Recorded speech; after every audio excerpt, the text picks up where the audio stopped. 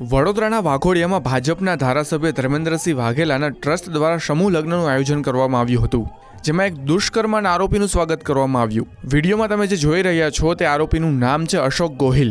આ એક રેપિસ્ટ છે જેમના પર રેપનો આરોપ છે અને વાઘોડિયામાં તેણે ઘરમાં ઘૂસીને એક મહિલા સાથે દુષ્કર્મ આચર્યું હતું।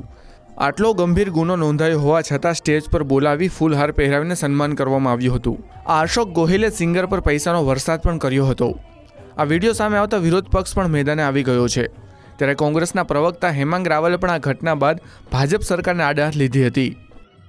એક તરફ ગૃહમંત્રી મોટી વાતો કરે છે કે અમે કોઈ ચમરબંધીઓને છોડીશું નહીં, ગુનેગારોનું લિસ્ટ બનાવી રહ્યા છે અને ગુનેગારોના ઉપર બુલડોઝર ચલાવવામાં આવશે, આવી બધી મોટી વાતો કરી રહ્યા છે।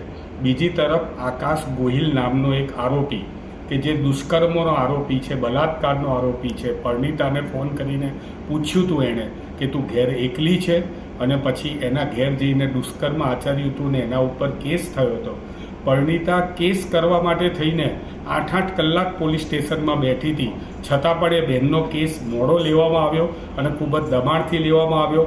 વડોદરાના ધારાસભ્ય સાથે આ સંકળાયેલો વ્યક્તિ ગઈકાલે વડોદરાના ધારાસભ્ય ધર્મેન્દ્રશ્રી દ્વારા જે સમૂહ લગ્નનું આયોજન છે એના આગલી રાત્રે સ્ટેજ ઉપર જઈને એને હારથી એનું સ્વાગત કરવામાં આવે છે, હાર પહેરાવવામાં આવે છે, રૂપિયા ઉડાડતો આ આરોપી જોવામાં આવે છે। જામીન ઉપર છૂટેલો આરોપી એ આ સ્ટેજ ઉપર જઈને રૂપિયા ઉડાડે છે।